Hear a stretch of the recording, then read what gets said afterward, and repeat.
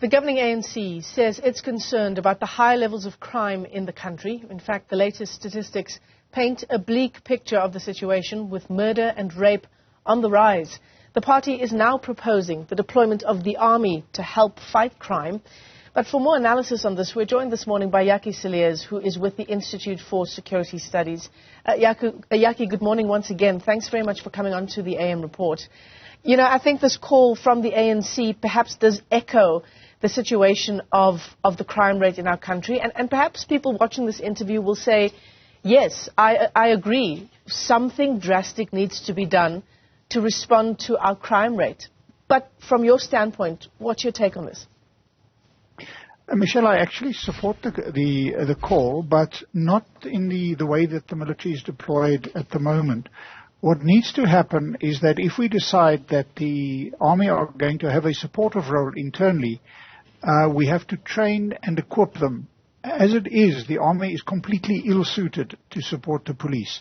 They can, stand at a roadblock. They can do a cordon and search and so on, but we have to train and equip them, and that has not been done. The way that the military is being used at the moment, for example, during the EFF national efforts at a national shutdown, was yes, it's a short-term stopgap measure, but it's not a systemic solution. If we systemically decide to use the military support, let's say to provide help with border security and support the police, we need to change their doctrine, we need to train them, and we need to equip them, and then they can assist the police. You talk about a supportive role to police, Jakkie, but I just wonder, what does this say about our trust in the police and their duties insofar as crime fighting is concerned, if we then want to bring in the army? Well, let's be clear, the military cannot replace the police. What we need to do is we need to fix the police. And that is a huge challenge. It is fixing particularly the investigative capacity. But what South Africans seem to believe in is that blue men and women on the street, or in the case of the military, people in fatigues, will somehow resolve the crime situation. It won't. It is fixing the investigative capacity, the intelligence, the detective capacity that will fix the police. The military can come in and provide a degree of, I would almost say, of comfort, and they can undertake some of the larger jobs that would relieve policemen and women to do these investigative jobs. But we must fix the police. We can't replace the police with the military. Yeah, certainly. What does this mean, though, it's not like the army is just sitting there, waiting for something to do. What does this mean for the duties that surely members of the SANDF have? Well, the military has been hugely underfunded and is in a state of neglect and crisis, and that has been the case for probably 2 decades. So they face many challenges. But they also, let me just add, like the police, tremendously top-heavy and bloated in terms of senior staffing. So there's lots of cost saving that can be done both in the police and the military. But what the army is doing at the moment, mostly we're talking about the army, is they are preparing for peacekeeping, preparing to deploy in Mozambique to fight terrorists and so on and so forth. We're in a volatile neighborhood. But the essence of I think what the ANC is saying is, let's use our resources. The military has some spare capacity, but then train and equip them for the actual jobs that they are going to be required to do going forward. And there is no doubt that South Africa faces a volatile future, both internally and in the region. Poverty is increasing, people are desperate. So let's train and equip the military, change their doctrine, prepare them, and use them judiciously in support of the police internally, and make that part of their core mandate, and not as some kind of an add-on that when there's a crisis, that we then call them in and they come in and they are just completely unprepared to be able. They stand there, but they can't really do anything because they have lethal weapons.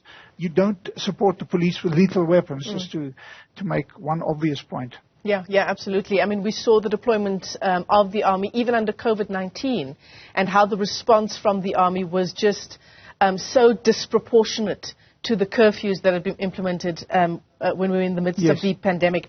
So when you talk about training that the military would have to undergo in this supportive role to the police, what would that training entail? Well, what we should not be giving the military is investigative powers. That should remain with the police. But what the military needs to do is it needs to change every aspect of its equipment, including weapons and so on and so forth, to be able to effectively provide additional support to the police. So I use large-scale deployment of personnel, let's say roadblocks, coordinate search operations, so kind of where some of the police that need to be deployed then don't need to be deployed. Then you can have one or two police deployed with the military. They do the real police work, but that the military, particularly in rural areas and border security and so on, provides a role that relieves, and protection of facilities, provides a role that relieves the police to undertake their primary duty. Yeah. Jakkie, insofar as, if we do go ahead and do what you're describing with the deployment of the army, how would that compare to other countries around the world and when they've chosen to take a step like this?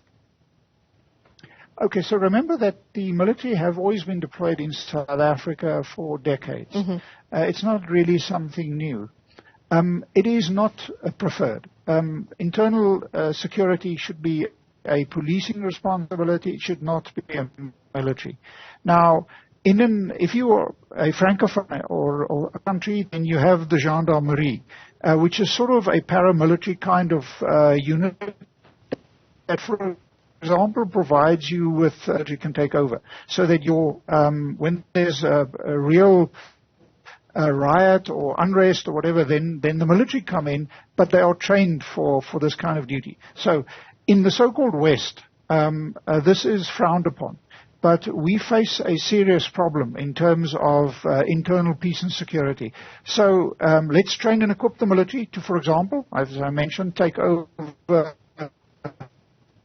and support the police in for riots and for unrest, crowd control, and that can really help the police. Jakkie Cilliers, let me thank you for your time this morning. We did, towards the end of our interview, start to lose our connection to you, but I think the point has been well made. Jakkie Cilliers joining us there from the Institute for Security Studies. Thanks very much indeed.